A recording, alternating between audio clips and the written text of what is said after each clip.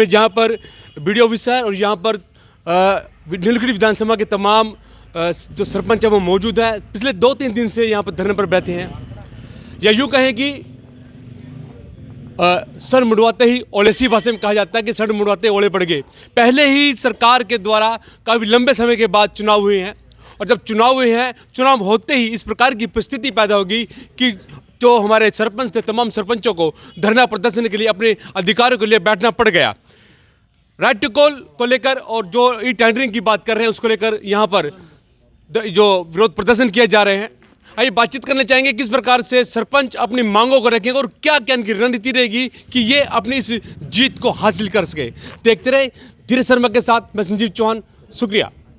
सरपंच एकता जिंदाबाद, सरपंच एकता जिंदाबाद, वेंदर बबली मुर्दाबाद, वेंदर बबली मुर्दाबाद, सरपंच एकता जिंदाबाद, सरपंच एकता जिंदाबाद, सरपंच एकता जिंदाबाद।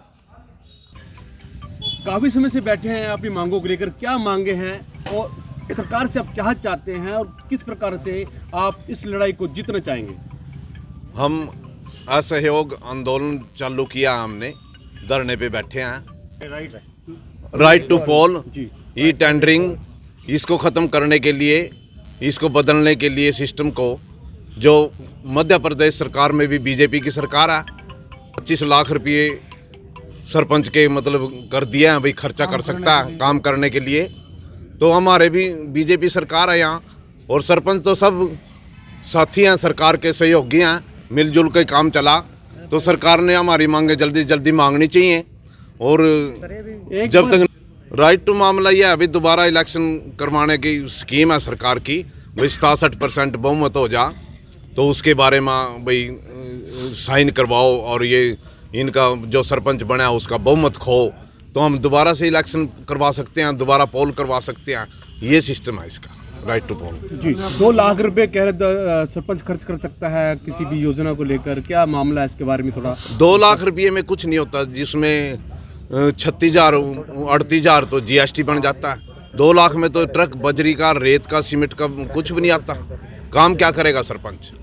20 लाख 25 लाख उसकी अगर अथॉरिटी होगी तो वो काम कर पाएगा। आप किस गांव से सरपंच है। मैं बरानी गांव से हूँ। बरानी गांव से सरपंच है। हाँ। सरपंच जी जानना चाहेंगे कि काफी लंबे समय बाद चुनाव हुए थे, इससे जनता को, गांव की जनता को क्या नुकसान हुआ होगा, और इससे जो आप धरने प्रदर्शन बैठे इससे क्या नुकसान हो सकता है। नहीं, गांव की बिना इलेक्शन के तो गांव का नुकसान ही होया, विकास का काम नहीं हो सका।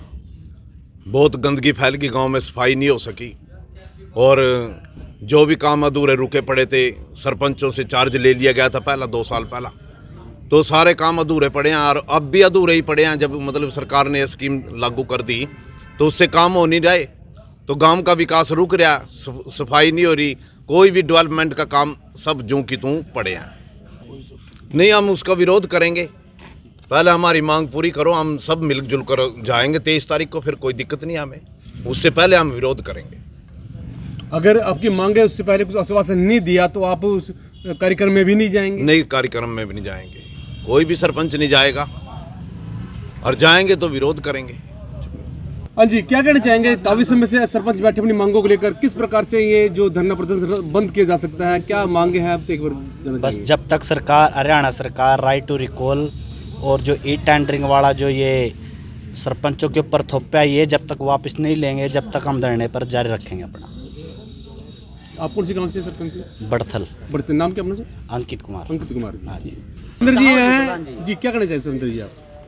मैं सरकार से ये कहना चाहता हूँ, जो हमारे पे जो ये कानून राइट टू रिकॉल का थोपा गया है जी, और ई टेंडर के हिसाब से कोई भी वर्क ढंग से नहीं होता, और जो 1.5 लाख रुपए मिलता है सरपंच को, 2 लाख में 36,000 रुपये 38,000 रुपये जीएसटी चला जाता है, उसमें तो 1.5 लाख में एक नाली थोड़ी मतलब नाली भी बन नहीं सकती गाँव में। और जब तक धरना चालू रहेगा, जब तक गाँव के विकास रुके रहेंगे हैं। जो भी हम चुने हैं गाँव वालों ने, जो भी गाँव वालों की आशा है भी कुछ भी अच्छा करेंगे सरपंच।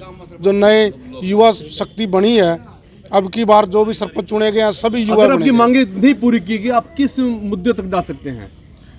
हम बहुत बड़ा आंदोलन करेंगे मिलके, ऑल हरियाणा पूरा जो भी है हमने सोच रखा है, सारी कमेटियां बनी हुई हैं, हम टुहाना में जैसे आंदोलन किया था उससे बड़ा आंदोलन करेंगे, मिलके करेंगे, सभी सरकार को मोड़ के रहेंगे।